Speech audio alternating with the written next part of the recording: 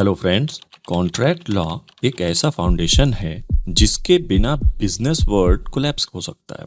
हर deal, हर agreement, हर promise जब तक legally enforceable नहीं होता तब तक वो सिर्फ एक फॉर्मल बात होती है। So let's start with the basics. अगर अब डेफिनेशन देखें तो a contract is an agreement enforceable by law, यानी जब दो या दो से ज्यादा पार्टीज मिलके कोई एग्रीमेंट करती हैं और वो एग्रीमेंट लीगल रूल्स के अकॉर्डिंग वैलिड होता है तो उसे कॉन्ट्रैक्ट कहते हैं।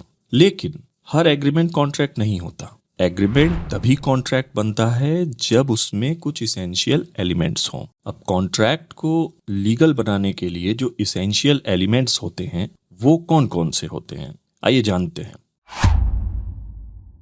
पहला आता है ऑफर एंड एक्सेप्टेंस, जिसमें एक पार्टी ऑफर करती है और दूसरी एक्सेप्ट करती है। अगर इसको एग्जाम्पल के तौर पे देखें तो ए ने बी को बोला मैं तुम्हारी कार 5 लाख में खरीदना चाहता हूं, तो बी ने कहा डन। ये ऑफर प्लस एक्सेप्टेंस हुआ। सेकंड, लॉफुल कंसिडरेशन होता है, जिसमें हर पार्टी को कुछ न कुछ मिलना चाहिए। एग्जाम्पल के तौर पे देखें तो आप किसी को 1000 देते हो पेंटिंग के लिए। पैसा और पेंटिंग दोनों कंसिडरेशन है। थर्ड नंबर पर आता है कैपेसिटी ऑफ पार्टीज, जिसमें पार्टीज को लीगली कॉन्ट्रैक्ट करने की एबिलिटी होनी चाहिए।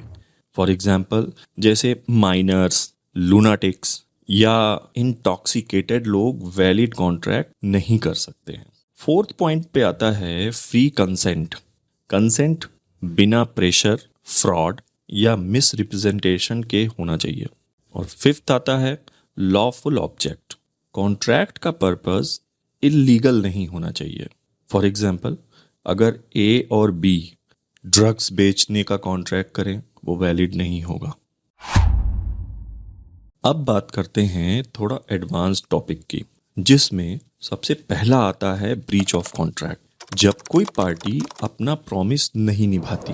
फॉर एग्जाम्पल ए ने बी को 100 चेयर्स डिलीवर करने का कॉन्ट्रैक्ट किया, लेकिन ए ने सिर्फ 60 चेयर भेजी, तो ये ब्रीच ऑफ कॉन्ट्रैक्ट में कंसीडर किया जाएगा। दूसरा आता है रेमेडीज फॉर ब्रीच, जिसमें डैमेजेस, स्पेसिफिक परफॉर्मेंस, जिसमें कोर्ट के ऑर्डर से कॉन्ट्रैक्ट पूरा करवाना, इंजंक्शन, किसी काम को रोकना होता है। और थर्ड नंबर पे आता है क्वासी कॉन्ट्रैक्ट्स। ये एक्चुअल कॉन्ट्रैक्ट नहीं होते, पर लॉ अज्यूम करता है कि फेयरनेस के लिए एक ऑब्लिगेशन क्रिएट होना चाहिए। फॉर एग्जाम्पल अगर ए ने मिस्टेकनली बी के घर सामान भेज दिया, बी को उसका पेमेंट करना पड़ेगा इवन दो कोई कॉन्ट्रैक्ट नहीं हुआ तो भी।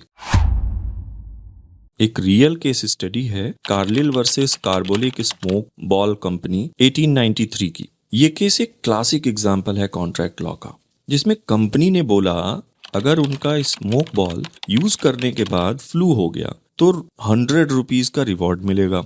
मिसेस कार्लिल ने प्रोडक्ट यूज किया, फ्लू हो गया और कंपनी ने पेमेंट देने से मना कर दिया। इस मामले में कोर्ट ने कहा ये एक वैलिड यूनिलेटरल कॉन्ट्रैक्ट था और मिसेस कार्लिल को कंपनसेशन मिलना चाहिए। इस केस ने ये प्रूव किया कि एडवर्टीजमेंट भी कॉन्ट्रैक्ट हो सकता है अगर टर्म्स क्लियर हों और एक्सेप्टेंस हो जाए। इसको ऐसे भी समझ सकते हैं कि लॉ के बिना कॉन्ट्रैक्ट सिर्फ एक वादा है, और वादा टॉफी के जैसा होता है, मीठा लगता है पर मेल्ट हो जाता है अगर लीगल सपोर्ट ना हो। तो दोस्तों, कॉन्ट्रैक्ट लॉ सिर्फ थ्योरी नहीं है, ये हर बिजनेस डिसीजन, हर डील, हर प्रॉमिस का बैकबोन है। अगर आप सीएमए के स्टूडेंट हैं तो ये टॉपिक आपके एग्जाम के साथ साथ रियल वर्ल्ड अंडरस्टैंडिंग के लिए भी क्रूशियल है। अगले वीडियो में हम बात करेंगे क्वासी कॉन्ट्रैक्ट्स के डीपर एप्लीकेशंस पर।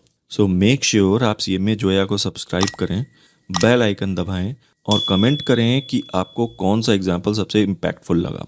मिलते हैं नेक्स्ट वीडियो में, तब तक के लिए कीप लर्निंग, कीप ग्रोइंग।